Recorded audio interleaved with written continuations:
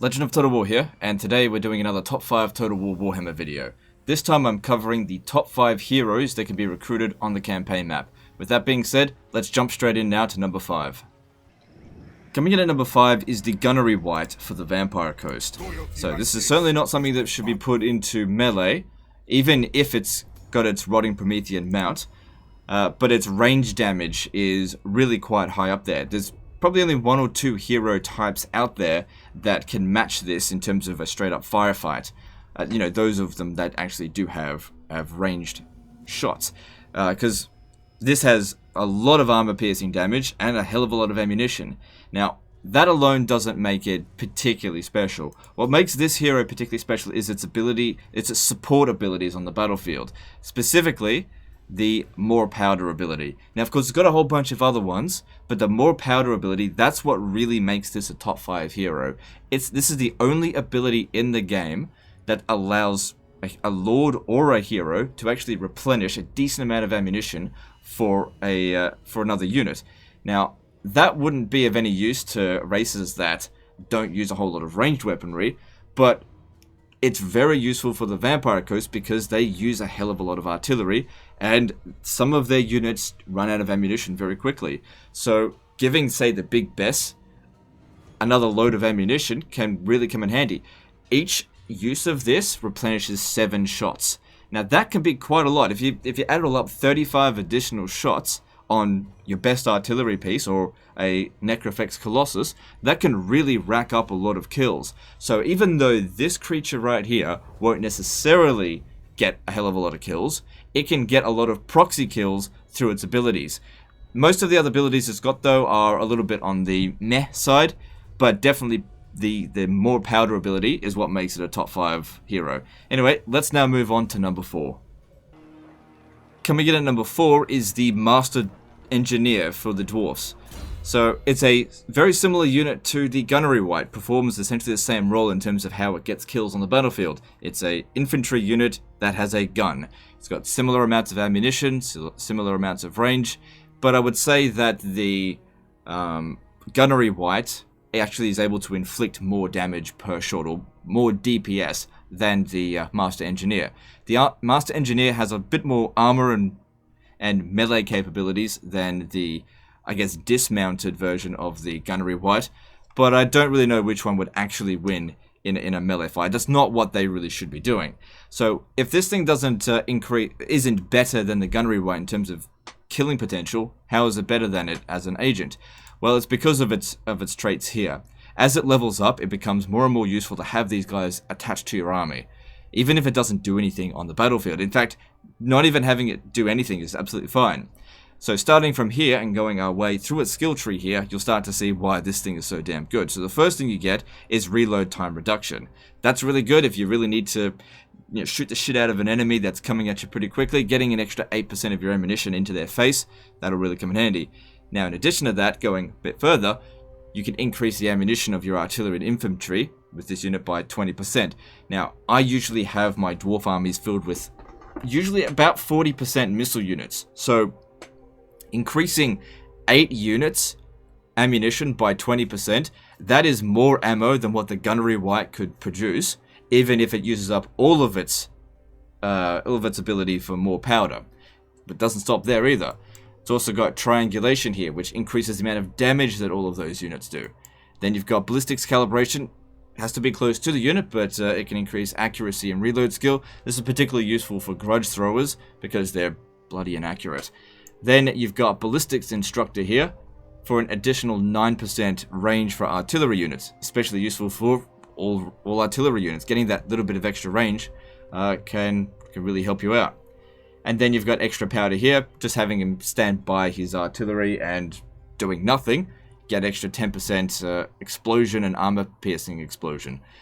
And then, just being attached to the army as well, you've got increased mobility. Having an additional 15% movement for the army, that's a big deal. That can either get you out of the shit if you're being chased, or catch up to some enemy that's maybe just a little bit just slightly faster than you if this guy wasn't attached to the army. Now, a thing about the Master Engineer as well is that you can attach multiple of these guys to any particular army and multiply the effects. sort of, or more like add the effects. Except for increased mobility, only one agent's increased mobility will be applied to each army. So you can't increase it by 30, 45%, and so on. 15% is the max for the agent type. But you can increase ammunition by 20% for each one that's attached. So you could potentially have like an organ gun that has 50, 60 shots to utilize per battle. But of course, keep in mind that with every Master Engineer that you put into your army, that's one fewer other unit that you can put into it. So, you know, balance out your army. Having 19 Master Engineers doesn't make any sense attached to an army. Anyway, that's why this guy's getting the number 4 slot. Let's move on now to number 3. Coming in at number 3 is the Warlock Engineer for the Skaven. Now, this particular hero is very similar to the Dwarf Master Engineer, in that it's got a very similar skill tree up here, which does pretty much the same thing. You've got standardized firing drill for extra reload time reduction, you got increased ammunition, you've got increased missile damage, you can increase your accuracy and reload skill, extra range, it's all there. There's a few different things in here which are probably slightly better than what the Dwarf could get. Like it got something that would improve its improve the tower firing rate for siege defense battles, but I very rarely leave my armies in defense for sieges anyway, so I would just never make use of it. Whereas Doom Rocket, that's pretty good. You know, you get a little bit of damage out of that if it hits. And it's got, you know, some things that make it a little bit better. Now, what makes it specifically better than the Dwarf Master Engineer is the fact that it can also utilize magic. It's basically the Dwarf, it's a carbon copy of the Dwarf hero plus magic minus a gun. This guy also should not be put into melee under any circumstance. Keep him well protected. But this magic here, it's not the best, but if it's your only spellcaster in the army, then why not? Warp Lightning is useful in pretty much every scenario. It's pretty accurate, it damages heroes, it damages beasts, it damages infantry. It's good in sieges, it's good on field battles. Not the best spell in the game, but it's really versatile.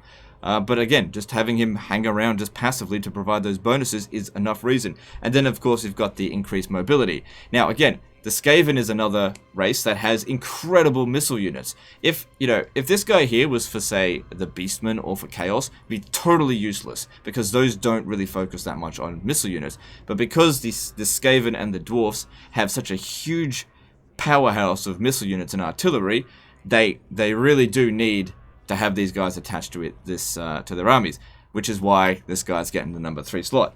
Let's now move on to number 2. Coming in at number 2 is the Skink Priest of Heavens.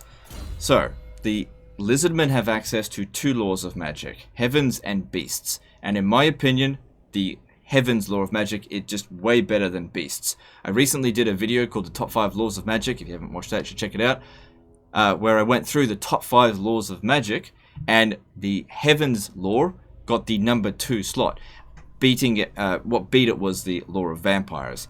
Now, what makes the Skink Priests of Heavens better than other wizards that can access the same law of magic? It comes down to its mount. The Lizardmen, in my opinion, have the best mounts for their heroes in the game. So this guy has not only got a good access to a law of magic, but you've got a mount here. I specifically chose the Stegodon, I'll go into detail why, as opposed to Ancient Stegodon. It's got a good amount of health, way better than other types of wizards. It's decent in melee. Like, it'll lose to some creatures that are, particularly anti-large. But it's also an artillery piece. It's the only unit in the game that's a wizard, a beast, and an artillery piece. Because the regular Stegodon, not Ancient Stegodon, not Ancient Stegodon, Ancient of the Gods, only the regular Stegodon, so the tier 4 unit, has access to a ballista on its back, which can knock down walls. And like I said, it's the only unit in the Lizardman roster that can do that. So you've got a unit that, for one thing, has excellent uses of magic, then it's also good in melee, and that artillery is not just good for knocking down walls, but it's also good against anything, because it's pretty damn accurate. If you've got Blackguard of Nagaron, charging at you, before you go into melee, you can knock off quite a few units with a few of these shots. The only downside to utilizing the artillery, though, is that it does actually make them a little bit tired. But considering how many kills it gets, I'd say it's more than worth it. So that's why the Skink Priest of Heavens gets the number 2 slot. In my opinion, if you've got a Skink Priest of Heavens on a Stegodon, it can defeat in a one-on-one fight, using magic or not, any other wizard in the game. Now, the number 1 slot in the game for the best hero is also for the Lizardman. It's for the Saurus Scar Veteran. In my opinion, this guy here is the best hero in the game. Now, it doesn't have a Law of Magic, but what it does have is a Carnosaur. The Carnosaur, I think, for a hero, is the best mount in the game. No other hero gets a better mount than the Carnosaur, because in melee, I don't think there is anything that can take on a Carnosaur in a one-on-one fight. A Carnosaur can beat any type of Stegodon. It can pretty much take on Blackguard of Nagarond as well, because the Saurus Scar Veteran has a lot of stuff here that actually increases its stats, plus it'll also get a bunch of equipment. So it's better than say a Feral Carnosaur. So you've got essentially a really good Lord Sniper here, and they can take out Lords really quickly, even if they're like on dragons, provided the dragon has, landed. Now, that alone isn't what makes it the best hero in the game. It's also coupled with the fact that it gets Honored Elder here. Public Order +1, all provinces. So the more of these guys that you get, the better your Public Order is going to be. Now, on Legendary difficulty, Public Order is a massive pain in the ass. Having constant revolts will constantly hamper your ability to expand. And so getting loads of Saurus Scar Veterans improves the faction as a whole. Whereas the Skink Priest of Heavens, it helps the battle, doesn't help the faction out at all though. Except if it's got the knowledgeable trait, but I try not to take the traits into consideration. So in terms of all that, that's why the Saurus Scar Veteran gets the number 1 slot. Now, I do want to give an honorable mention to Croak, and the only reason why I didn't give Croak a spot on this list is because you can only get 1 of Croak, and Croak is kind of like a legendary hero, and I haven't actually been able to properly test out Croak yet, because the Lizardman campaign that I played bugged out, and essentially was corrupted. So in terms of actual recruitable, you get more than 1 of them. The Saurus Scar Veteran, I believe, gets the number 1 slot. So let me know what you think, if you think there's a hero that deserved a spot on this list, or if there's a hero on this list that you think didn't deserve a spot. And if you haven't already, check out my top 5 Law of Magic video, and I'll explain exactly why I think that Heavens is better than Beasts. Anyway, that's the end of this video, and I'll see you next time, fuckers.